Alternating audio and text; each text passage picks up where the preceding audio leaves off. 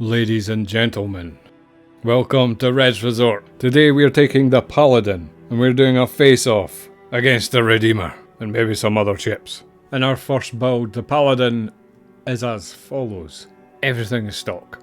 As you can see, that allows us to have full pips and everything. We switched out these Goldarines for M7As and we put attritions on the sides and the front. For the Redeemer, we changed all of these military grade size Cs 4740 to Loricas because they use less power for the same amount of shield pool.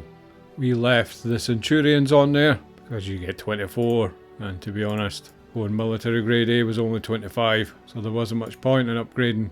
We swapped out the cooler for a Cryo Star, that would give us a few more pips.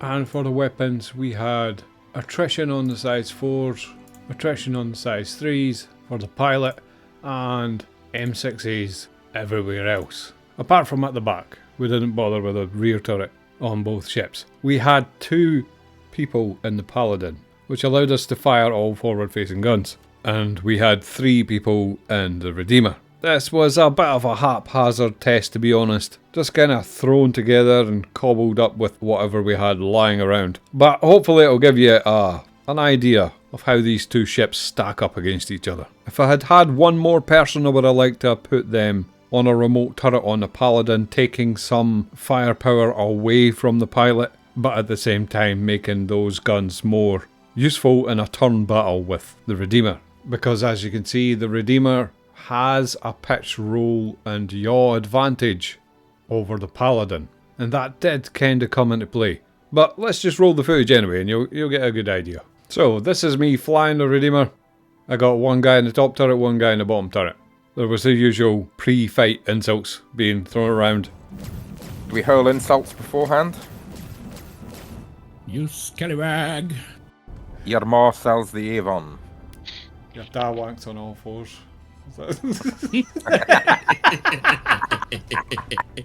Shit. The classics. Fuck's sake. Right, anyway. Very professional crew. Nobody is allowed to fire missiles because of a bug involving the Paladin getting absolutely wiped, basically, by single missiles. So just to rule that out, we're going to avoid that.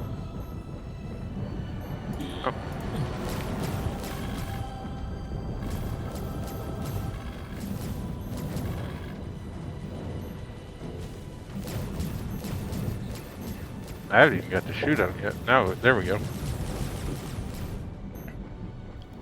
Once we get into this position, Barely turn on you though. Paladin was pretty much screwed. Right, their shields are down.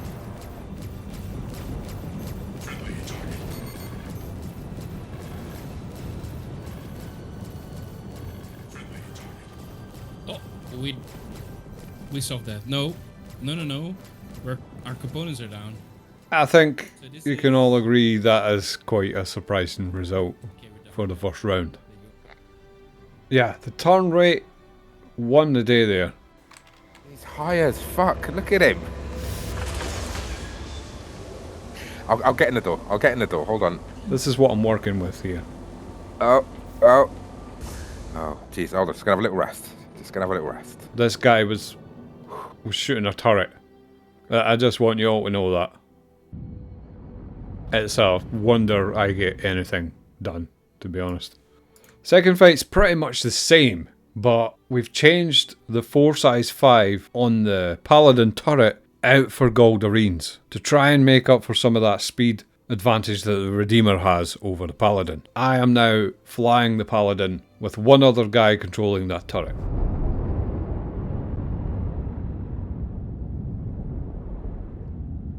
Yeah. Sure.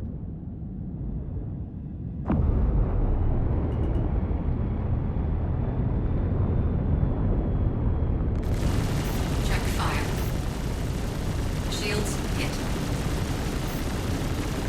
Check fire. Shield down. Check fire.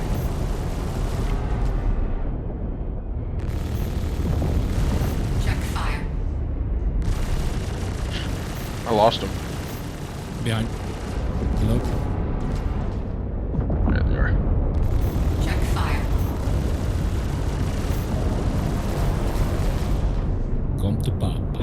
Now, I'm basically not moving much right now. I'm just using boost to turn faster. Check fire. Oof that. Check fire. I got us. Ooh, okay. Okay. A pretty different result that time. So it could have been the Goldarines, it could have been pilot error. As you heard, he did lose us at one point and he pretty much got a savaging in that interim. So yeah, it's a pretty tough call. But I would definitely say the Goldarines helped against a faster moving target. 100%. I mean, we had their shields stripped and were laying into them before the point at which he lost sight of us. Briefly. Like I say, it's not a perfect test.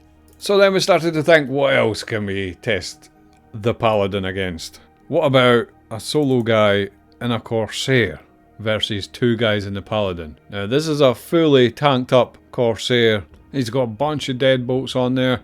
4 size 4 and 2 size 5. And that is definitely a problematic build for us. The Corsair also has a little bit of a nose advantage on pitch for getting on the target. For the Paladin, we've put the M7As back on the top, 3 of them and 1 attrition, because that's just how we roll. That's just how we roll. We do what we want here. We're fighting an asymmetrical ship, so we had to think outside the box. Yeah, somebody forgot to take it off. Oh, yep.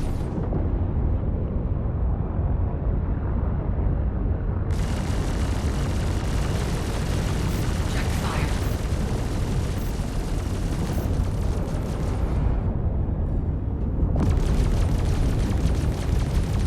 Check fire.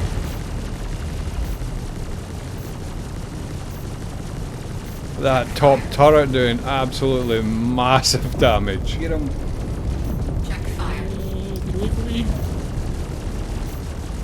You still got line of sight, dude. Oh, he got me. No way. Fucking hell. No way. No way. We had another guy floating around in a stinger, so we thought, screw it. Right, Bear, let's fucking go. You're getting it, mate. Alright. That's crazy. I did not expect that. I had my shields on. You didn't say go! Oh, sorry, my bad. My bad. Shields. Oh wait, we've stopped. Get that fucking ballistic over me. So Paladin versus a Stinger, just for good measure, just because it was there. Oh, he's firing rockets! What a prick!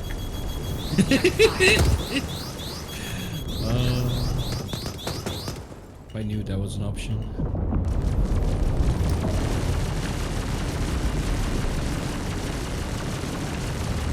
He's got a sword. That missile done massive damage to my hull. Check fire. Check fire. But that top turret can just not be denied. Gotta say though, Check fire. third of the Paladin. Super satisfying. Yeah, he's about got me. Check fire. He got me. Crazy, no way. I had him red though. I had him red. There. I'm there. I'm so close. And there it is, not a scientific test by any means. But the Paladin, in a bunch of different configurations, it lost once to a Redeemer, it won against a Redeemer using faster firing guns, it beat a Corsair, which, to be honest, 2 people versus 1 person probably should anyway, and then it managed to take on the Stinger as well. And just mostly because of the arc of fire that top turret allows, had the Stinger managed to get underneath the ship, it could have been a problem, because changing turret position on the Paladin takes a very long time. But those situations are quite easy to just roll out of. So in my book, it is official. Paladin is just a 2-seat king right now. And it is just mopping fools up for breakfast with zero remorse. I want to say a big thank you to Millennium Bear, to Rodiak, Ivan, and Hans Bricks. Thank you very much, guys, for helping me with this test. We had a great laugh, and, you know, some of us ended absolutely shit-faced somehow.